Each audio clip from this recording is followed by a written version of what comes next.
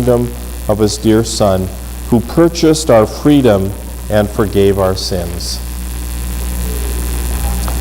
As we talk about gratitude this month at Lighthouse, I've wanted to talk a little bit each week as well about stewardship. The reality is that God has given everybody here a lot, and we are truly blessed.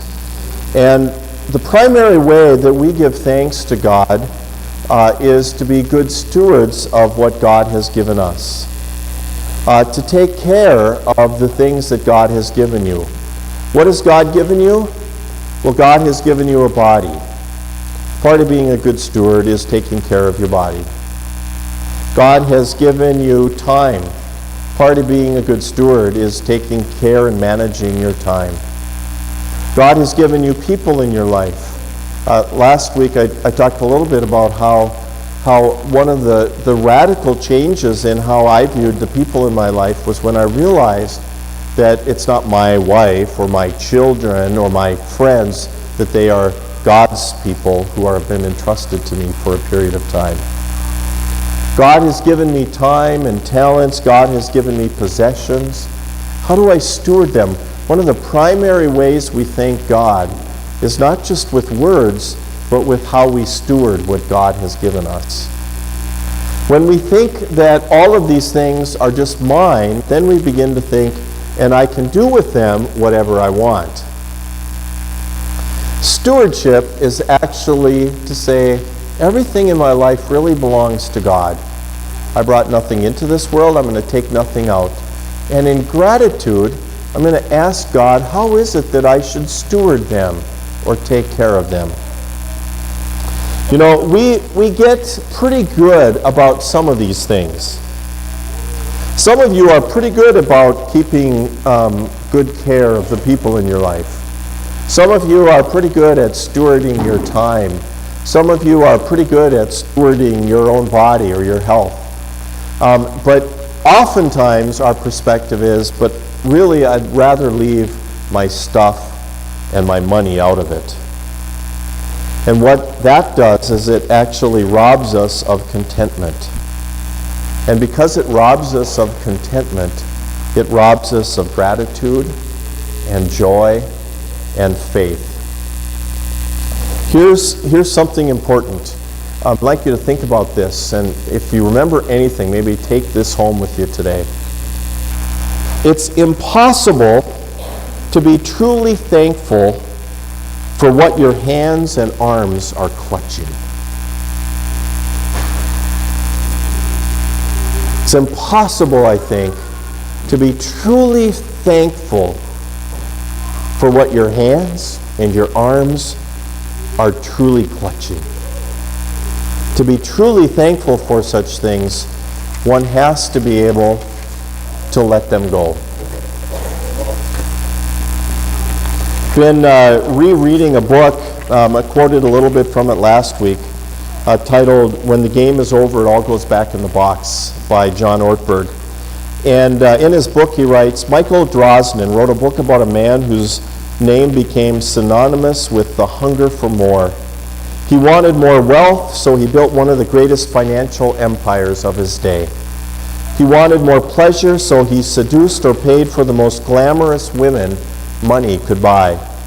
He wanted more adventure, so he set airspeed records and designed, built, and piloted the world's most unique aircraft. He wanted more power, so he acquired political clout that was the envy of senators.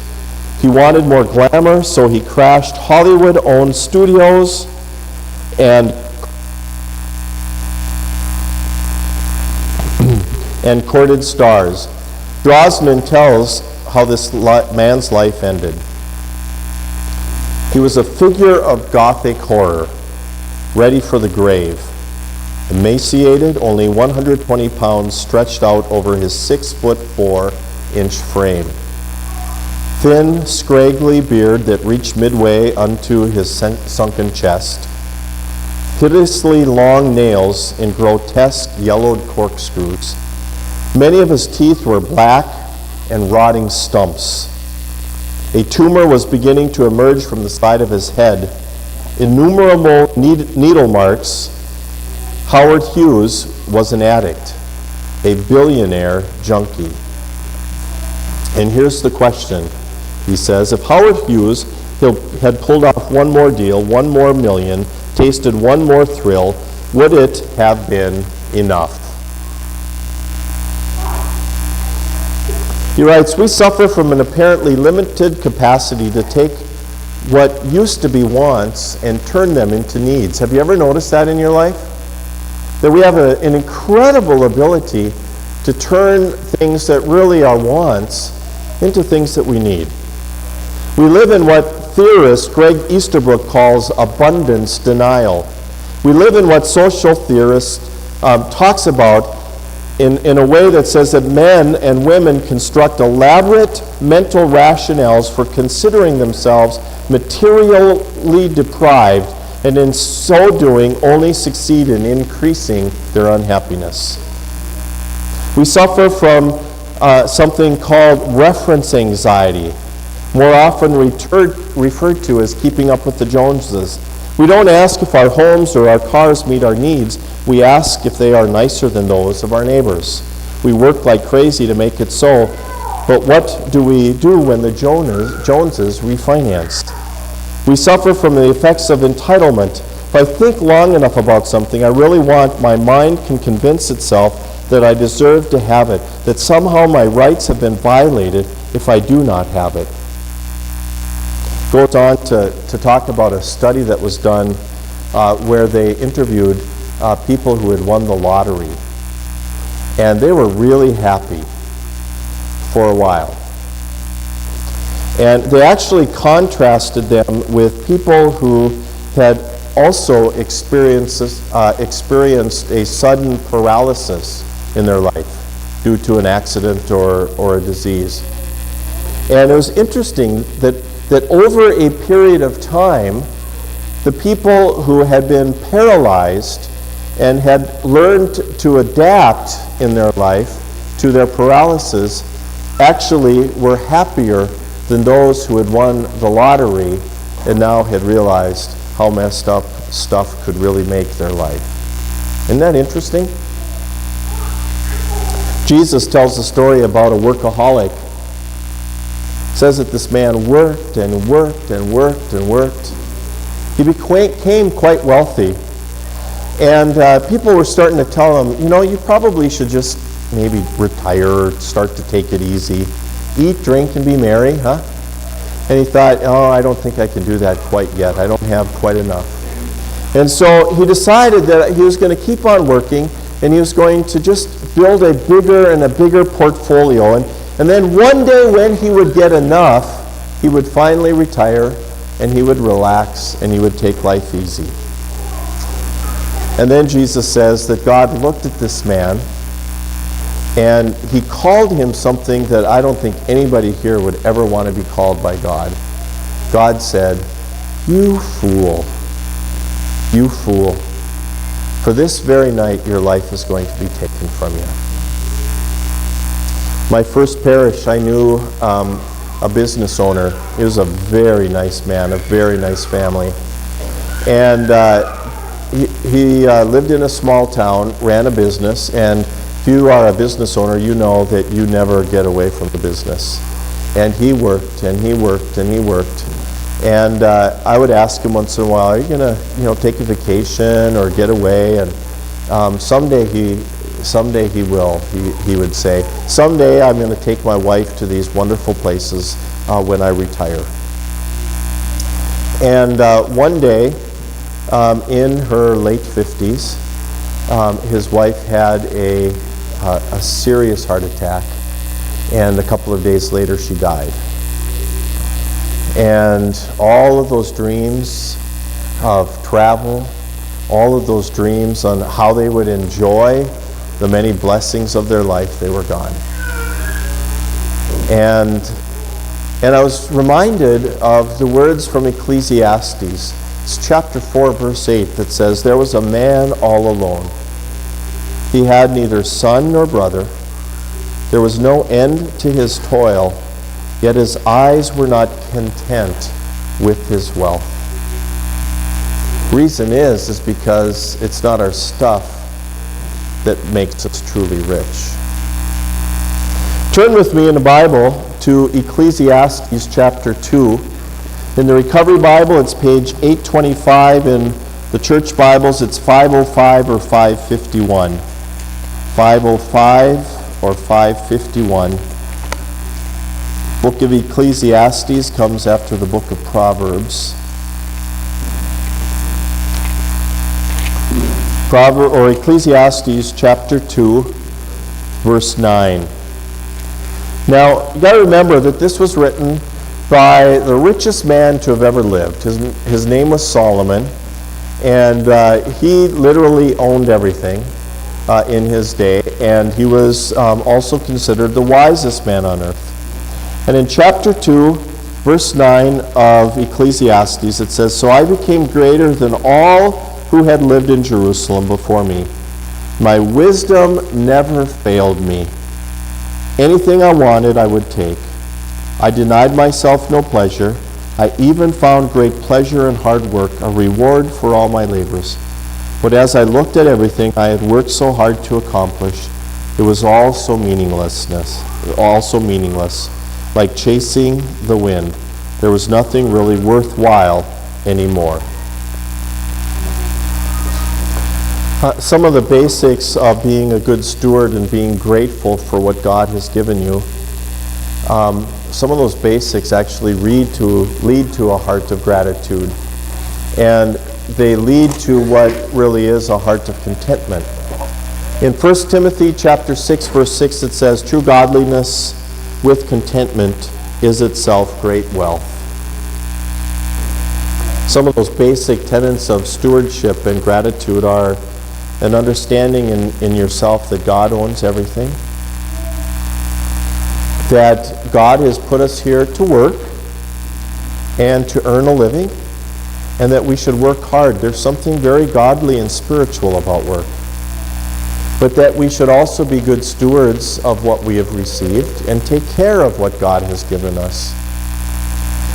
One of the things that I like to teach when I talk about basics of stewardship, you know how you hear all the times that you should live within your means? Make sense? I actually like to teach that you really should live below your means. If you want to be financially free and you want to develop a real heart of contentment and gratitude, start living below your means. And we'll talk about that a little bit more next week. I'm going to talk a little bit about how we do that in our life. But I think that we as followers of Christ, in regards to just our gratitude for our things, we need to be wise about how we spend our money and make good decisions about it. We need to enjoy our life, indeed. And yet I think that there's also something very spiritually enriching about saying no to some purchases. Not necessarily even buying everything that we can afford. Learn to say no to some things, even if you really, in fact, especially if you really, really want it. You know, pray about some of the major purchases in your life. How many have a home to live in? Most everybody here? Okay. You know, you may rent it, you may be buying it, you may own it, it's hard to say. You know, the home that we live in, we should give some very careful and prayerful thought about that. And, you know, the car that you drive, I think you should get, I think that personally, I think one of the biggest mistakes that people make in regards to their financial freedom is the automobile that they drive. Just my personal opinion. That's why I drive an old van, I guess. It's rusting out.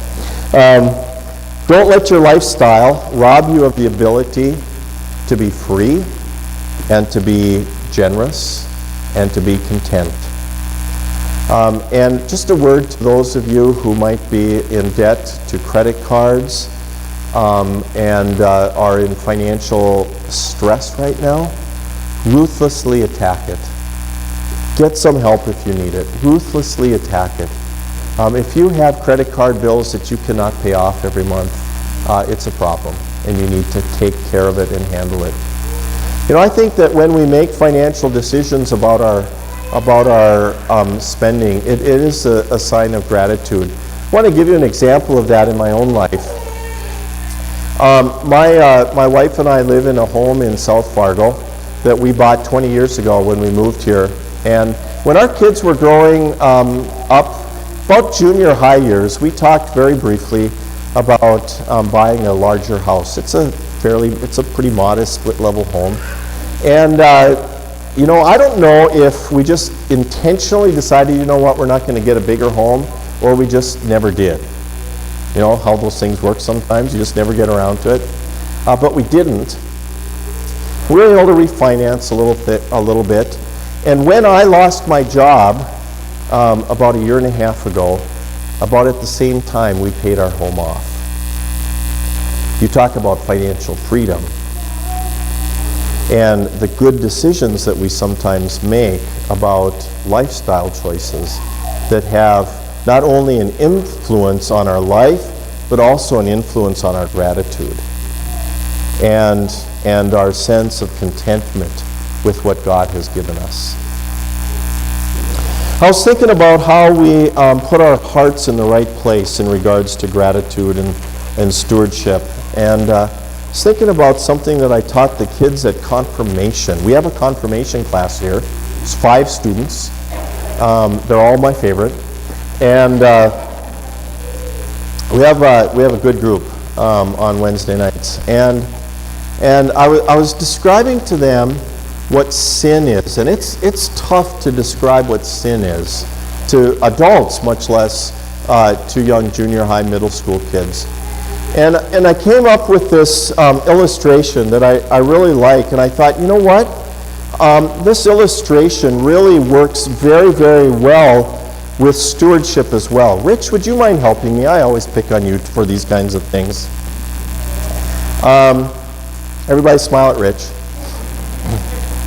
This is Rich, and for the purposes of this illustration, he is God.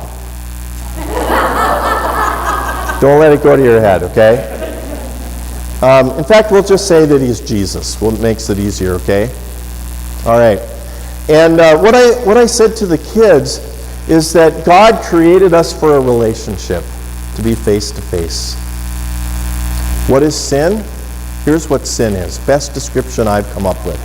Sin is this.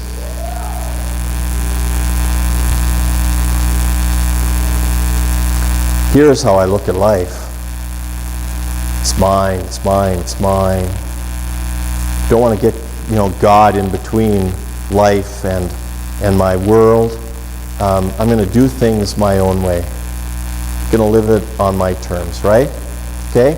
That's what sin is. And so, what is it that God desires for us in our spiritual life? Here's what God desires for us. To turn back to Him and to be in that relationship.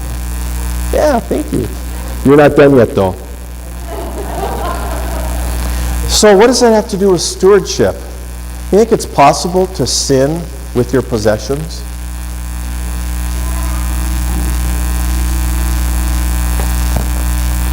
Jesus, my wallet belongs to you. And I want you to teach me how to use that. Jesus, my house and my car, they belong to you. Teach me what I should buy. Teach me what I should drive. Teach me how to take care of it. Teach me what to do. See, to live a true spiritual life is not to, do this, but it's to do this. And I was thinking about this because we're talking about gratitude, and I don't want to just focus on possessions. I want to talk about a grateful heart. It doesn't just have to be this stuff. Jesus, my wife is in your hands. She belongs to you. Can you teach me how to take care of her? Jesus, my kids, my grandson, they're in your hands. Can you teach me how to love them and take care of them? For some of you who are here this morning, my son, who has left our house and is battling addiction, Lord, he's in your hands. And man, if I'm going to even survive, I need to just kind of let you take care of him. My daughter, who is in prison, she's in your hands. And if I'm going to survive, I just need to let you take care of them. Lord, my sobriety, it's in your hands. And if I'm going to get through this, I'm going to need to let you take care of it. Lord, my depression, it's in your hands. If I'm going to make it through this depression, I'm going to need you to teach me how to do it. Lord, my loved one who is struggling with depression or with bipolar or with mental illness, he's in your hands. She's in your hands. Now, I don't know what to do. I don't know what to do, but I'm going to learn from you how to take care of it. You got it? Is it registering? Not this. Not this. But this. You want to be truly grateful. Don't leave. Not done. You want to be truly grateful. Don't just place those things in his hands, but place this in his hands. And what you will find is that you will find that regardless of what's going on around you, that there is gratitude and joy in your heart. All right? Amen.